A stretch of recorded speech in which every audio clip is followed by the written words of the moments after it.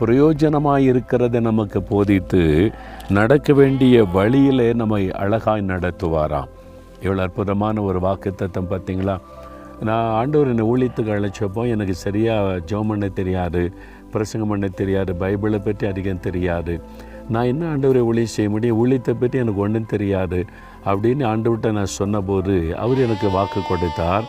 நான் உனக்கு ஆலோசனை தருவேன், உன் மீது என் கண்ணை வைத்து உனக்கு ஆலோசனை தருவேன், நீ நடக்க வேண்டிய வழியை நான் உனக்கு காட்டுவேன், நீ எப்படி நடக்கணும், என்ன செய்யணும் எல்லாமே உனக்கு போதிப்பேன், நீ அது மாதிரி நடந்தால் போதும்னு சொன்னார். எவ்வளோ சிம்பிள் இல்லை? சரி ஆண்டவரே, நான் அதே மாதிரி செய்கிறேன்னு ஒப்பு கொடுத்தேன்.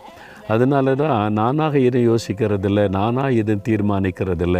அவர் பாதத்தில் போய் அமர்ந்திருந்தால் அவராக சொல்லுவார், இதை செய், இதை செய், இதை இப்படி தான் செய்யணும், நீ இப்படி தான் உடுத்தணும், இப்படி நான் நடந்து கொள்ளணும், எல்லாமே அழகாய் போதித்து நடத்துகிற ஒரு ஆண்டவர்.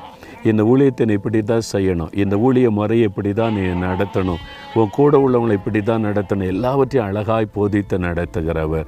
நீங்கள் அவரை நோக்கி பார்த்தீங்கன்னா அழகாய் உங்களை போதித்து ஒவ்வொரு காரியத்திலையும் நடத்துவார். நல்ல ஒரு போதகர் நமக்கு இருக்கிறார், ஆலோசனை கர்த்தா என்று அவருக்கு ஒரு பெயர். அதனால் ஆண்டவரை பார்த்து சொல்லுங்கள், ஆண்டவரே நீர் தான் எனக்கு நல்ல ஒரு போதகர், எப்பவுமே என் வாழ்க்கையில் என்னை போதித்து வழி நடத்துங்கன்னு சொல்லி உங்களை அர்ப்பணித்து கொள்ளுங்கள். ஒவ்வொரு காரியத்தில் அழகாய் போதித்து நடத்துவார். தகப்பனே, நீர் எவ்வளவு அற்புதமானவர், எவ்வளவு அருமையான நல்ல போதகர். எங்கள் வாழ்க்கையில் நாங்கள் சந்தித்த, எங்களுக்கு கற்றுக் கொடுத்த டீச்சர்ஸுக்காக நாங்கள் உம்மை துதித்து ஆண்டவரே அவங்களை ஆசீர்வதித்து நாங்கள் செபிக்கிறோம். நீர் எங்களுக்கு நல்ல போதகராக இருந்த நடத்துகிறதற்காய் ஸ்தோத்திரம்.